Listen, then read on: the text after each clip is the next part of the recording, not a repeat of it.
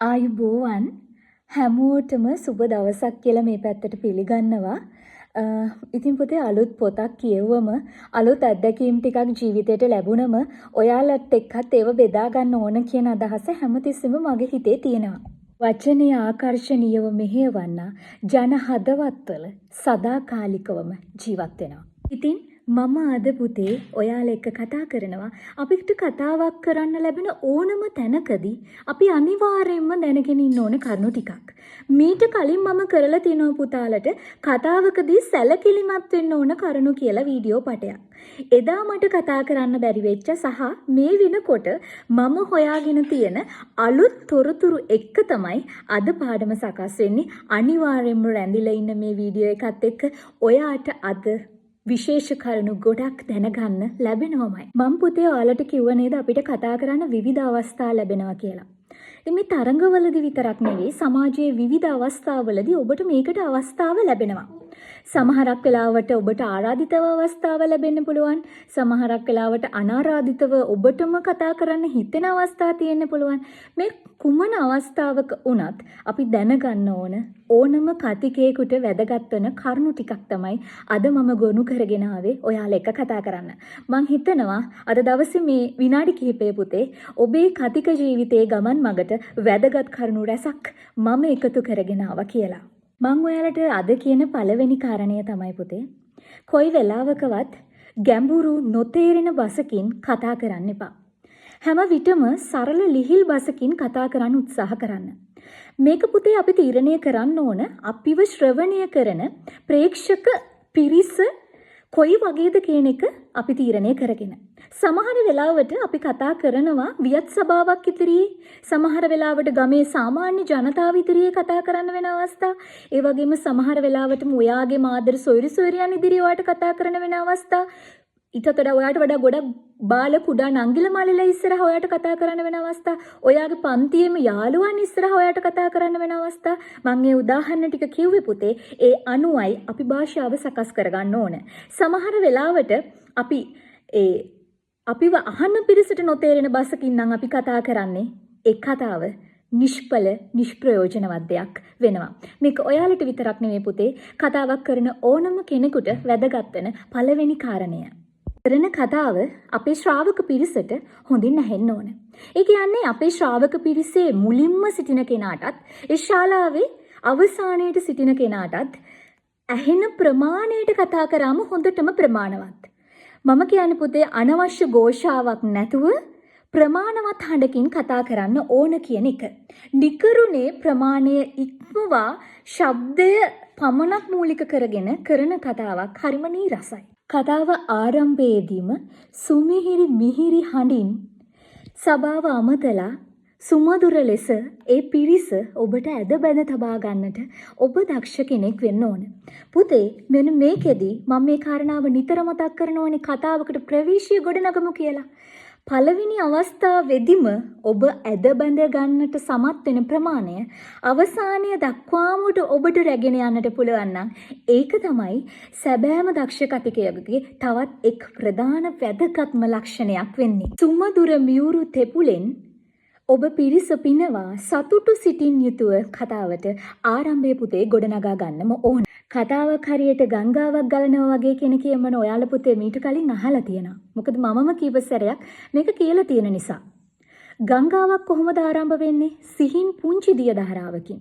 ක්‍රමයෙන් තමයි ජල පහර එකතු වෙමින් ජලයේ ප්‍රමාණය වැඩි වෙලා මහා ජල ස්කන්ධයක් මහා සාගරයට ගලාගෙන යන්නේ. ඉතින් පුතේ සිහින්ව ආරම්භන්න. ක්‍රමයෙන් කතාව වර්ධනය කරගන්න. අවසානයේ මහා දැනුමක් මුදා හරමින් කතාව අවසන් කරන්න.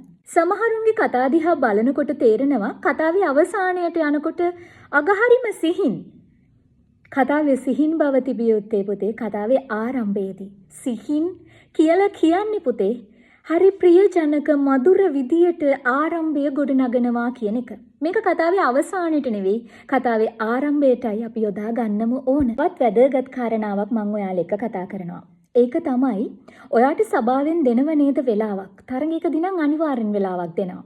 ඒ වගේම තවත් කතාවක් කරන්න ගියාම ඔබට කියන්න පුළුවන් නැත්නම් විට නිවේදකයන් ඊටම කෙටියෙන් සභාව අමතන්න. සමහර විට ඔබට න්‍යාය පත්‍රයක් දුන්නා නම් ඔබේ කතාවට වෙන් කරපු වෙලාවෙහි සඳහන් වෙලා තියෙනවා. එහෙමනම් පුතේ ඔබට ලැබෙන්නේ ප්‍රමාද වී සමහරක් විට විය හැකි.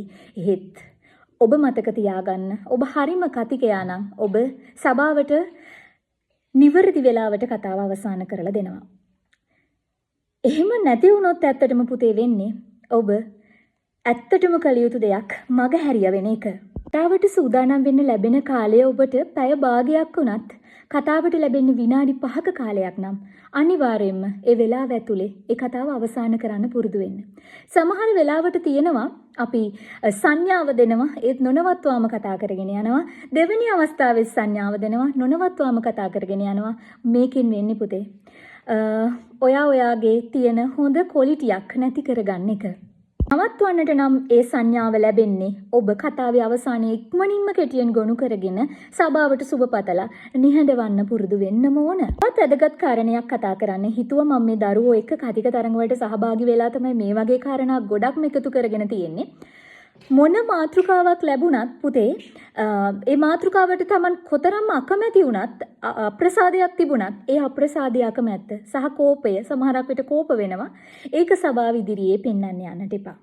ඒකත් එක්තරා විදියක ඔබේ පෞරුෂයට හානි කරන තවත් ලක්ෂණයක් කියලා මට නම් හිතෙනවා. පුතේ ඔබ කතාව කරන්න කලින් කතා කළ යුතු නොකළ යුතු දේ පිළිබඳව ඔබ තුල අවබෝධයක් තියෙන්න ඕන. මොනතරම් කරුණු තිබුණත් විනාඩි 5කට ඒ කරුණු ටික ගොනු කරගන්න බැරි නම් නැත්තම් ඔබට ඕනෑම සභාවක ලැබෙන කාලය තුල අත්‍යවශ්‍ය සාර ගර්භ කරුණු ටිකයි ඔබ ගොනු කරගන්න ඕන. නිකරුණේ කාලය වැල්වටාරම් කතා කරමින් මිනිසුන්ගේ වටිනා කාලය නාස්ති කරන්න එපා. දක්ෂ කතිකයෝ එහෙම කතා කරන්නේ නැහැ. අර අපි කියන්නේ බොරු පම්පෝරි පුහු ආටෝප කතාවල තියාගන්න මෙපා පුතේ.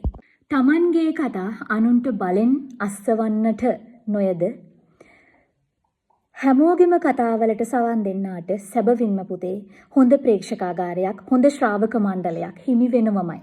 මම ඒක කියන්නේ ඇත්තටම මේ අවස්ථාව අපි දැකලා තියෙන නිසා. අන් අයගේ කතාවලට සවන් නොදෙන්නාට Tamanගේ කතාවට අන් අයගේ අවධානය දිනා ගන්නට බැරි වෙනවා. ඉතින් හොඳ ශ්‍රාවකයන් විදියට අන් අයට සවන් දෙනවා සේම හොඳ කතිකයෙක් විදියට අන් අයටත් සවන් දෙන්න පුරුදු වෙන්න පුතේ. බුදුරජාණන් වහන්සේ කියලා කියන්නේ දක්ෂ කතිකයෙක්, ධර්ම කතිකයෙක්. හැබැයි බුදුන් වහන්සේත් අන්‍ය ශ්‍රාවකයන්ගේ ධර්ම කතා ඊටාම සංවරශීලීව, ඊටාම ප්‍රියමනාප වන ලෙස, ඔවුන්ට තව තවත් ධර්මය දේශනා කරන්නට ආසවන ලෙස ශ්‍රාවකයෙක් විදියට ශ්‍රවණය කළා. යම් දිනක ඔබ පුතේ අනේකාට දෙන පිළිගැනීමමයි ඔබට පෙරලා ඔවුන්ගෙන් ලැබෙන්නේ. ඒක ඔබ තරයේ මතක තියාගන්න. දක්ෂ කතිකයෝ අන්න එහෙමයි. වත් කාරණයක් තියෙනවා මම ඔබේ වාග්කෝෂය වර්ධනය කරගන්න මීට කලින් කියලා දීලා තියෙනවා පුතේ ක්‍රම කීපයක්. අලුත් වාග්මාලාවට එකතු කරගන්න ඕන කරුණුත් මම ඔබට කියලා තියෙනවා. කොයි වෙලාවකවත් පුතේ බොල් අදහස් තියෙන සමාජයේ නිතර අර පිරිස් අතර අර අපි කියන්නේ නිතර අර ප්‍රචලිතව කියවෙන සමහර වචන ඒව නොගැලපෙන වචන ඒව ඔබේ කතාව ඇතුලේ තියාගන්න එපා. එතකොට ඔබ කතාවට මුලදී දුන්න ආලෝකයේ කතාව මැද්දේදී නැති කරගන්න එපා පුතේ. ඒ වගේ හරසුන් බොළඳ වචන පාවිච්චි කරලා. ඒ වගේම මතක කියමනක් තියෙනවා මගේ දරුවෝ අහලා තියෙනවද?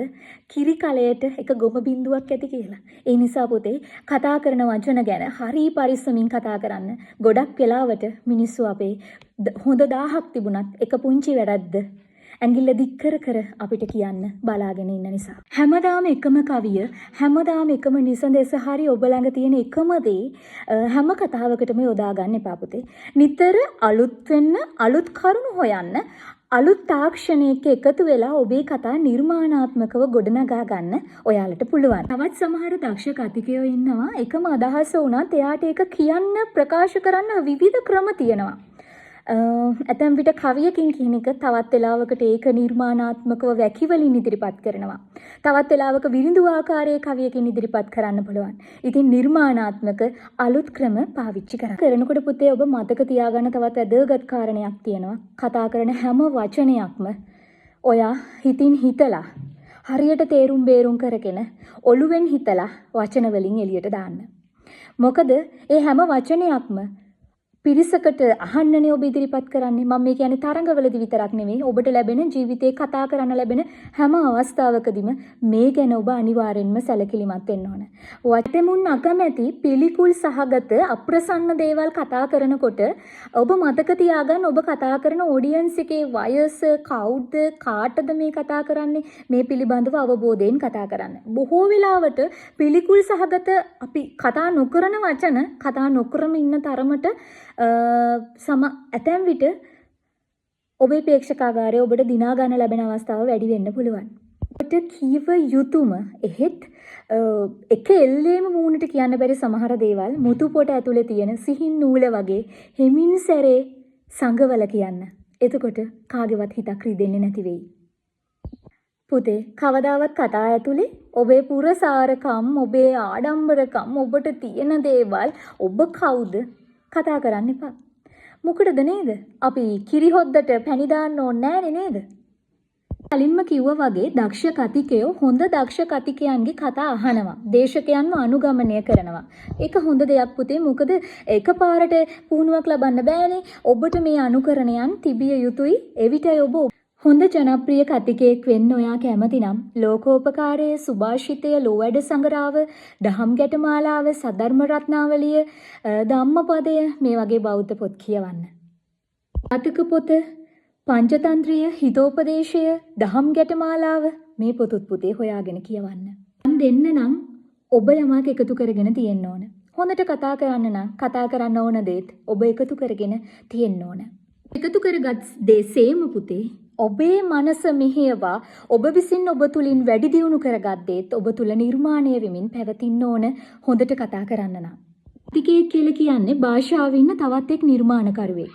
කතිකයට පුළුවන් පුතේ ජන හදවත් දිනා ගන්නවා වගේම හොඳ ලස්සන මතවාදයක් සමාජයට එකතු කරන්න. ඉතින් නිස්කාරණය කරන කතා ගැන නෙවෙයි මේ කතා කරන්නේ ප්‍රයෝජනවත් හරවත් කතා තුලින් ඇත්තටම ඔබත් ආකර්ෂණය වෙනවා වගේම ඒක පසිකලා සමාජ සත්කාරයක් ඉටු කරන්න පුළුවන්. මම උදාහරණයකට ගන්නේ අපේ බුදුන් වහන්සේ. උන්වහන්සේ විචිත්‍ර ධර්ම කතිකයෙක්. ධර්මයේ දේශනා කරේ සැබෑම කතිකත්වය ලොවට විහිදුවමින්. ඒක ඔබට කියනව නම් ඕවා වැඩකට නැති දේවල් මොකටද ඕවා? අපි දන්නවා ඒ වුණාට අපි කතා කරන්නේ අපිට ඕනේ නෑ ඕවා. ඒ ඇත්තටම වැඩ බැරි අය. මගේ පුතාලා එහෙම හිතන්න ඕනේ නැහැ.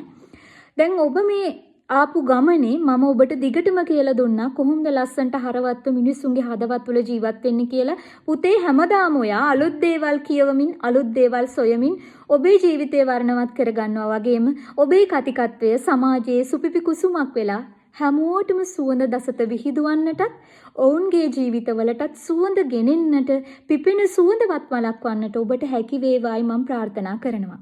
ඉතින් පුතේ අද පාඩමින් මම ඔයාලා එක්ක කතා කරේ කතිකේක අනිවාර්යෙන් මතක තියාගන්න ඕන කරුණු. ඉතින් අද දරුවන්ට විතරක් නෙවෙයි මම හිතන්නේ මාව අසන මාව නරඹන දෙමව්පියන් ඉන්නව නම් ඔවුන්ටත් කතාවක් කරනකොට අපිට ගොඩක් වෙලාවට මේ කරුණු අමතක වෙනවා. මම මේ කරුණු ටික ගොනු කරගත්ත පොත්පත් කිහිපයක් කියවලා ඒ පොත්වලට පින් සිදුවන්නට ඔබටත් අද කරුණු කිහිපයක් මට මේ විදියට ගෙනෙන්නට ලැබුණා. එහෙමනම් සියලු දෙනාටම සුබ දවසක් ප්‍රාර්ථනා කරමින් මම ඔබේ නිවසින් සමුගන්නවා. හැමෝටම ආයුෂ බොහෝ වේවා කියන ප්‍රාර්ථනාව තමයි හැමදාම හදවතේ තියෙන්නේ.